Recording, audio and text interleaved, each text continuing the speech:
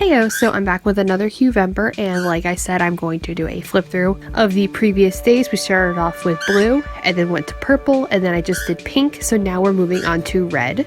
And before we get like too far into this, I do want to put a fair warning, is that this was definitely just like a little bit rushed, but not in like a, oh, the art is bad way, in I'm coming up short on time and I need to get this done rushed. And you'll be able to tell that in the second half of this video, just about. I changed locations, but I want to talk a little bit about the actual piece itself. So when I planned out this Huevember stuff, I think I only did like a week in advance of before I decided to start working on it. So I wrote down all the colors and I had plans for each color, but then I decided to change my mind with some colors. And then I was like, oh my god, what do I do for each color? And red was one of those I don't know what the fuck to draw colors. Because sure, I could have made it simple. I could have drawn Alistair, or anything has been hotel related, or Helena Boss, because there's a lot of red in those shows. But I felt like that was too easy, so I decided to go in a different direction. I started thinking about what the color red meant to me.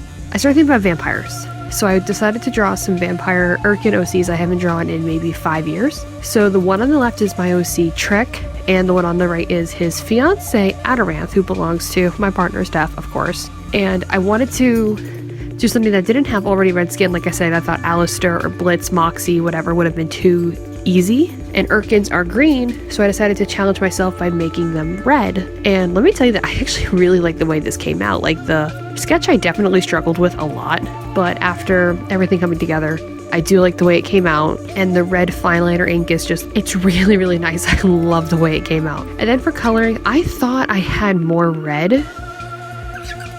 You're a good bird.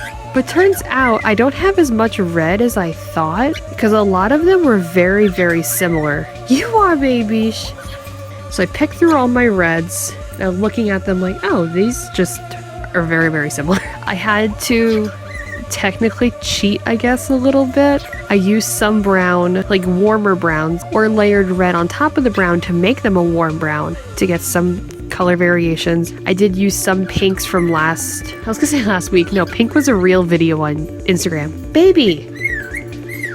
But in the end, I did get the color variations that I wanted for all of the sections. And I think the reason I struggled so hard on this was because I technically did do a small redesign with Trek and Amaranth, but mostly just their outfits. Like, I haven't drawn them, I said, in 5 years. Their outfits are either basic or like you're just learning how to make your OC, so you want to keep it as canon as possible while adding your own spin on it, cringe, like that kind of vibe. So I just whipped up some new ones on the spot that reminded me of their original outfits, and Amaranth's actually is based off an illustration my partner did years and years ago, and honestly I don't think they picked up on that. But I started coloring this on Tuesday morning because, like I said, I was rushed. It's Wednesday because we were going out. We were supposed to go out for like a girls trip, my mom and my sister, on Wednesday, which would have been yesterday, or today, the day I'm recording this. So I started coloring it on Tuesday because I thought I have to get this done. We're leaving on Wednesday, and then I was told, oh, it's actually Tuesday into Wednesday. We're going to be out in Dixon City. What? So I had to take my stuff with me, my tripod, my phone, my markers, and bring them to the hotel in Dixon City. And I did not get back to the hotel room until like 8 o'clock at night. I was out from 9:30, 10:30, something like that, till 8:30 at night. I was so tired. I had so much caffeine. I was exhausted from that, so I just decided, okay, I don't have much left to do because thank god I got as much done as I did, so I was able to color the background at the hotel room. And thank god I picked water-based markers to do this challenge with, like the Huevember and everything, because they are so easy to work with. The trip was fun. Like, I'm not going to go into detail on it because it's almost like the trip I took with my mom a couple videos back, the birthday vlog back in September. It's almost like that, and it was just awkward to film a speed paint video in front of my family. Like, I've recorded videos in front of them before, speed paints and everything, but I don't know why, it's different for me. But I was able to get it done on Tuesday night, and now I'm recording this voiceover on Wednesday. I just got home, it's like 7:30, something like that, and my mom is currently sick, and she has a toothache with a tooth that needs to be pulled. So my mom's gonna be going to the dentist and the doctor to get her mouth fixed and to take care of her sickness. I think she just has the flu, honestly, but she still enjoyed the trip a lot. Oh my god, this is like kind of embarrassing, but not really. I decided to go into Hobby Lobby. First of all, embarrassment right there, but I had to pee, and it's next to a Five Below that doesn't have a public bathroom. So I went to Hobby Lobby to pee.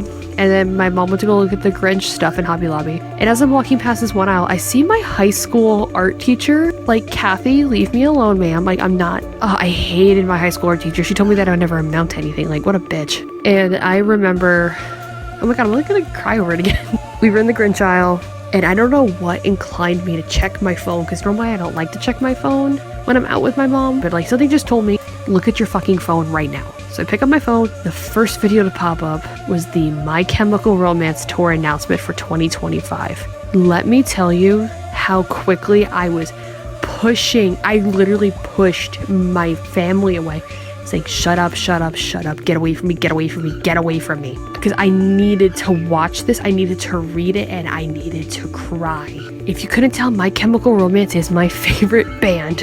I read it in Hobby Lobby, I cried in Hobby Lobby, and I basically had a mental breakdown for the next hour and a half. Actually, no, that's a lie. I had a mental breakdown for the next day and a half. I'm still kind of like in shock. And then I was like, oh my God, I'm not going to be able to get tickets because they go on sale Friday at 10 o'clock. And then I'm like, wait, no, you go into work at 11. So super excited. I'm going to be getting My Chemical Romance tickets for me and my partner. And we're going to go in August, which is right next to the American Dream Mall, where we went after we saw them the first time 2 years ago. I'm going to go see My Chemical Romance. I'm going to go see My Chemical Romance. How many more times can I say it? I'm going to go see My Chemical Romance. And the next week's video is going to be like, oh my God, I didn't get tickets. They were sold out. Like, watch. That's exactly what's going to happen. And then to tie it all together, this morning, Wednesday morning, I opened up my phone. TX2 is announcing a tour in Pennsylvania. They're coming to Pennsylvania.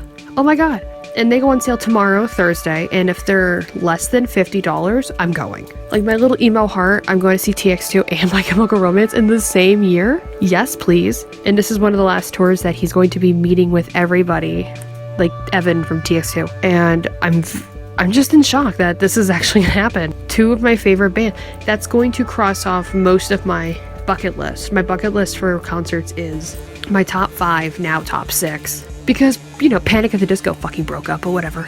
My top 5 bands in order are My Chemical Romance, Fall Out Boy, Pierce the Veil. It was Panic, but I think that easily got taken over by Youngblood, TX2, and then Panic at the Disco. Panic at the Disco broke up. I'm just kind of accepting that I will never see them live. I've seen Fall Out Boy a bunch of times. I've already seen My Chemical Romance. I'm going to go see them again. And I've seen Pierce the Veil. And now I'm going to see TX2, which just leaves me to see Youngblood. So I'm very excited in where this future's going. And after the election news, I need some good fucking news, okay? I need this so bad.